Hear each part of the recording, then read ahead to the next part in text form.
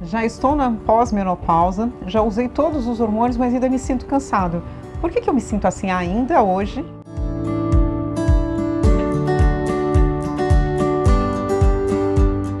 Então a gente já sabe muito sobre a questão da menopausa, mas tem algumas coisas que ainda ficam obscuras nesse cenário.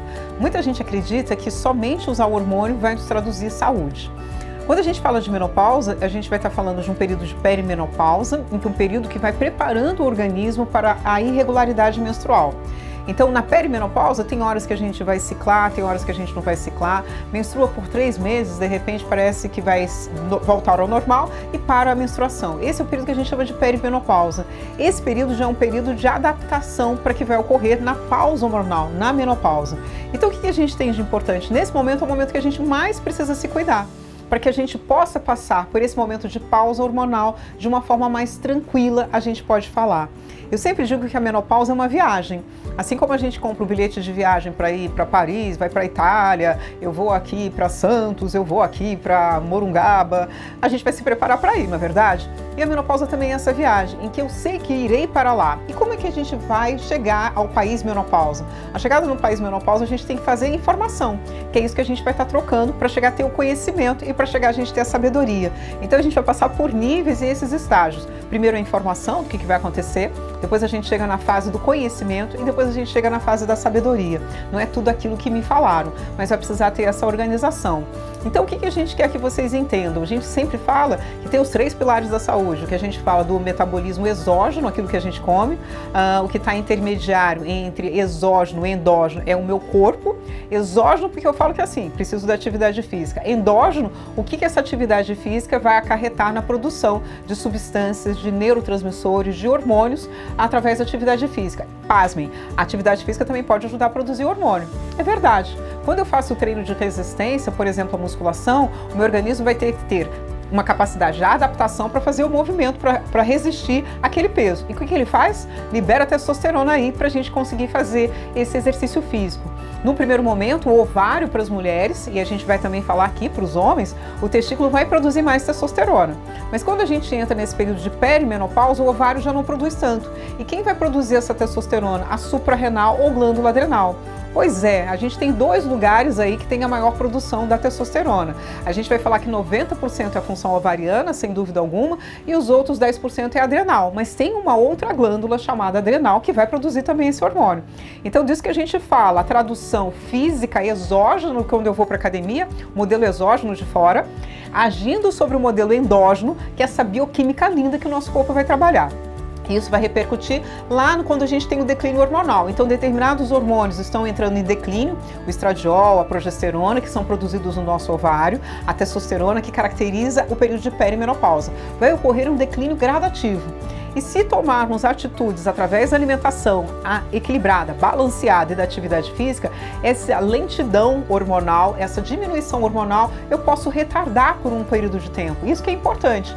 Então a gente comprou o ticket, vai chegar no país menopausa, mas como a gente vai chegar nesse país da menopausa com melhor qualidade de vida? E é possível para a gente falar. Então o que eu preciso no primeiro andar da casa? Comer de uma forma equilibrada. Eu vejo muita gente ainda com aquele processo, com aquele conceito de falar assim, mas eu como tão pouco, por que eu não consigo emagrecer? Porque está faltando energia, está faltando nutrientes que possam fazer com que esse metabolismo entenda que ele pode se manter, entre aspas, eu não gosto de colocar isso, num peso saudável, mas muito além do simples peso saudável, uma composição química saudável. Então, com a idade, eu vou precisar muito mais de uma composição do que simples peso para a gente poder falar. Essa composição é o quê? Eu preciso ter mais músculo, esse músculo gerencia maior circulação, maior oxigenação, que vai ajudar a minha parte óssea, que vai ajudar no meu metabolismo basal. Então, hoje em dia, no passado a gente falava de, por exemplo, indivíduos com osteopenia, até de osteoporose, de fazer treinos na natação, na hidroginástica. Hoje a gente viu que isso não repercute para a melhor síntese óssea, para a melhor síntese muscular. Nós precisamos desse treino de resistência. A resistência que a musculação fala, que a gente já conversou várias vezes aqui, e eu continuarei falando sobre a musculação.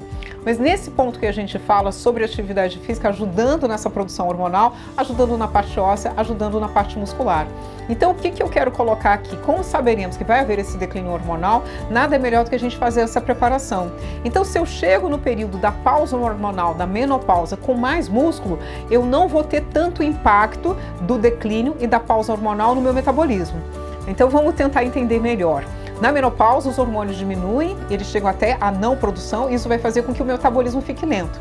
Mas já imaginar que se eu me preparar e aumentar a minha massa muscular até chegar no período da menopausa, a queda que o hormônio provoca não vai ser tão impactante, porque eu tenho músculo e eu tenho metabolismo basal, e não somente sedimentado na questão hormonal, mas eu tenho meu metabolismo basal, minha velocidade do meu corpo, sedimentado pelo meu músculo. Então isso é fantástico, então a gente não vai impactar tanto sobre a questão do cansaço. É algo muito comum nas mulheres que estão chegando nesse período de perimenopausa, menopausa, o sintoma de cansaço.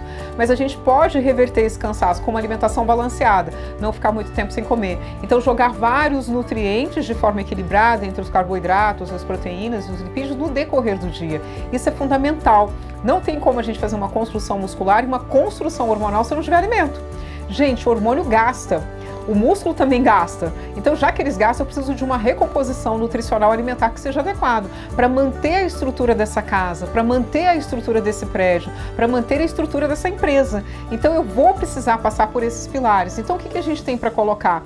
O processo que a gente pode falar da menopausa, o envelhecimento, de uma forma geral para a população, ele vai ocorrer de forma mais impactante ou não, dependendo da forma que eu escolho chegar nesse estado, nessa cidade. Então eu preciso ter cada vez mais essa consciência de como eu posso passar por esse processo de uma maneira mais tranquila. Eu preciso então desse conceito de alimentação, eu preciso desse conceito de atividade física para que a parte de declínio hormonal não seja tão impactante na minha vida. Isso é construção, isso é mudança, isso é estilo de vida modificado. E esse estilo de vida modificado é aquilo que a gente fala, não somente de uma questão eu gosto ou não gosto, mas é importante para que eu chegue nessa cidade, nesse destino chamado o envelhecimento, chamado a nossa vida como um todo, de uma forma mais elegante. E é isso que eu quero que vocês tenham, elegância.